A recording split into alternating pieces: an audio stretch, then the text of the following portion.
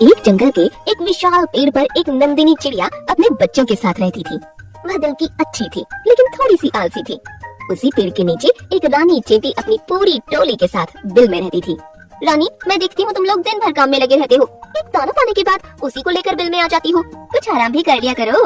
नंदिनी बहन, हम लोग भविष्य के लिए खाने की व्यवस्था करते हैं। मौसम हमेशा एक सा नहीं होता, बचत बहुत जरूरी है और बचत के लिए मेहनत करनी ही पड़ती है। मैं तो तुम्हें भी राय दूंगी कि तुम आने वाली कल के लिए पहले से ही खाने दाने की बचत कर लिया करो। हमें जब भूख लगती है तब हम खाना खा लेते हैं और आराम करते हैं, इसके बाद कल की चिंता नहीं करते हैं। नंदिनी बहन, मान लो कल मौसम बिगड़ गया और तुम्हें बाहर जाने का मौका न मिला तो खाने पीने की व्यवस्था कैसे करोगी? हम पंछी हैं, जरा भी मौका मिला तो हम व्यवस्था कर ही लेते हैं। समय बीतता रहा, गर्मी के बाद बरसात का मौसम आने वाला था। आकाश में बादल उमड़ घुमड़ कर रहे थे। रानी चींटी ने पहले से ही अपने खाने की व्यवस्था शुरू कर दी थी। वे लगातार बाहर से अपना खाना लाकर बिल के अंदर इकट्ठा कर रही थी।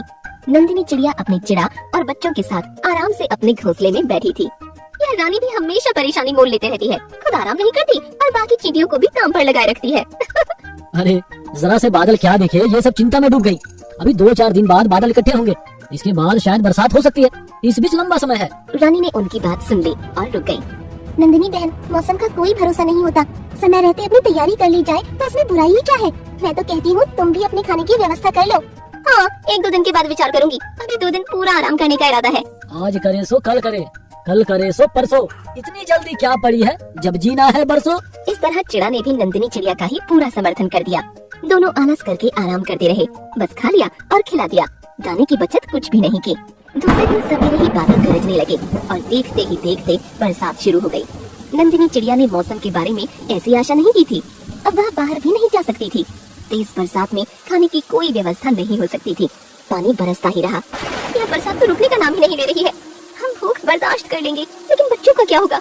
रानी सही कह रही थी, हमने आलस के वशीभूत होकर उसकी बात नहीं मानी। अब क्या किया जाए, पानी रुकने वाला नहीं है। कुछ देर के बाद नंदिनी ने देखा कि चींटियों की लंबी कतार पेड़ पर चल रही है। सभी चींटियों के मुंह में दाने थे। सबसे आगे रानी चींटी चल रही थी।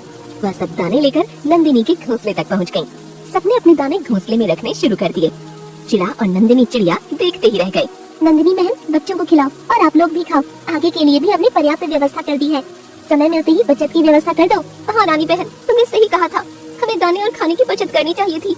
आज आलस के कारण मेरे पास कुछ भी नहीं रहा। यह तो तुम्हारी कृपा है जो हमें दाना नसीब हो गया।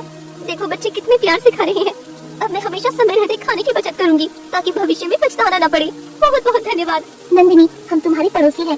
पड़ोसी का साथ निभाना और उसकी मदद करना दूसरे पड़ोसी का धर्म होता है। मुझे इस बात की खुशी है कि तुम भविष्य में बचत के बारे में कदम उठाने के लिए तैयार हो गई हो।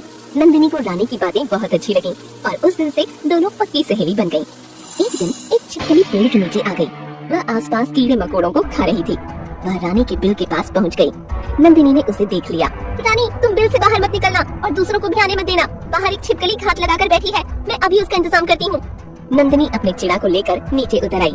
ए छिपकली, लगता है तू भूलकर हमारी गली में आ गई। अब चुपचाप पतली गली से निकल जा, वरना ऊपर भेज दूंगा।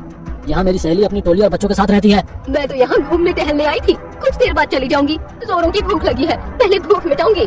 भूख की बच्ची, भाग जा यहाँ से, वरना तेरे सर पर 100 छेद बना दूंगी। इतना कहकर चिड़ा और चिड़िया ने अपनी चोंच से छिपकली पर वार करना शुरू कर दिया। अरे बाप रे, मर गई रे, मेरे सर में सुई चुभा रही है। ये दोनों मिलकर मुझे मार ही डालेंगे। मुझे माफ करो भाई, मैं भाग रही हूँ। इतना कहकर छिपकली जो भागी कि भूल कर भी पीछे मुड़कर कभी नहीं देखा। रानी बहन, अब बाहर आ जाओ, मुसीबत भाग गई है, अब कभी लौट कर नहीं आएगी। अगर लौटने की सोचेगी भी ना तो उसे हमारी चोंच की मार याद आ जाएगी। बहुत बहुत धन्यवाद नंदिनी। अरे बहन, ये तो पड़ोसी का धर्म है। चलो, इसी बात पर मुंह मीठा होना चाहिए।